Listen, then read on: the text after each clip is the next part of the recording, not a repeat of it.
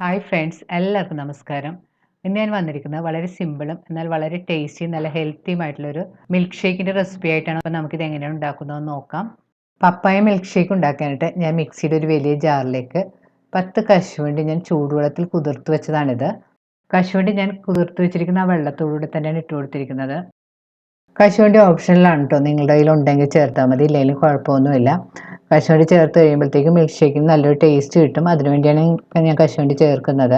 ഇനി ഇതിലേക്ക് നമുക്ക് പഞ്ചസാര ചേർത്ത് കൊടുക്കണം. ഞാനിവിടെ ഒരു 4 ടീസ്പൂൺ പഞ്ചസാര ചേർത്ത് കൊടുക്കുന്നുണ്ട്. മധുരം നിങ്ങളുടെ പാകത്തിനനുസരിച്ച് ചേർക്കാം. ഇനി മിക്സി മൂടി ഇതൊന്ന് അരച്ചെടുക്കണം. നല്ല ഫൈനായിട്ടൊന്നും അരേണ്ട ആവശ്യമൊന്നുമില്ല, ചെറിയ തരിതരിയായിട്ട് അരച്ചെടുത്താലും മതി. കശുവണ്ടിയും പഞ്ചസാരയും കൂടി കാണുന്ന പോലെ അടിച്ചെടുത്തിട്ടുണ്ട്. ഇനി ഇതിലേക്ക് തൊലിയെല്ലാം കളഞ്ഞ് ചെറിയ കഷ്ണങ്ങളായിട്ട് കട്ട് ചെയ്ത് വെച്ചിരിക്കുന്ന നല്ല പഴുത്ത പപ്പങ്ങയും കൂടി ചേർത്ത് കൊടുക്കണം. ഞാനിവിടെ 2 കപ്പ് പപ്പങ്ങയാണ് ചേർത്ത് കൊടുത്തിരിക്കുന്നത്. ഇനി ഇതിലേക്ക് പാല് ചേർത്ത് കൊടുക്കണം. പാൽ ഞാനിവിടെ 1/2 ലിറ്റർ പാല് ഫ്രീസറിൽ വെച്ച് തണുപ്പിച്ച് കട്ടയാക്കിയതാണ്. ആ കട്ടയും ഞാൻ കുറച്ച് പാലും കൂടി ഒഴിച്ചു കൊടുത്തിട്ടുണ്ട്. ബാക്കി പാൽ നമുക്ക് പിന്നീട് ചേർക്കാം. ഇനി ഒരു ഏലക്ക അതിൻ്റെ തൊലിയെല്ലാം പൊളിച്ച് കളഞ്ഞതിന് ശേഷം അതിൻ്റെ അരി മാത്രമേ ഞാൻ ഇതിലേക്ക് ചേർത്ത് കൊടുത്തിട്ടുണ്ട്. ഇനി മിക്സി മൂടി ഇത് നന്നായിട്ടൊന്ന് അരച്ചെടുക്കണം.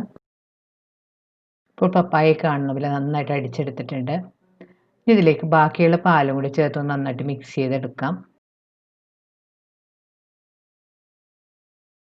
ഇളയ മിൽക്ക് ഷേക്ക് നമുക്കൊരു സെർവിങ് ഗ്ലാസ്സിലേക്ക് ഒഴിക്കാം. വളരെ ടേസ്റ്റി നല്ല ഹെൽത്തിയുമായ ഒരു റെസിപ്പിയാണിത്. കുട്ടികൾക്ക് ഉണ്ടാക്കി കൊടുക്കാൻ വളരെ നല്ലതാണ്. അപ്പോൾ നിങ്ങൾ ട്രൈ ചെയ്ത് നോക്കുക.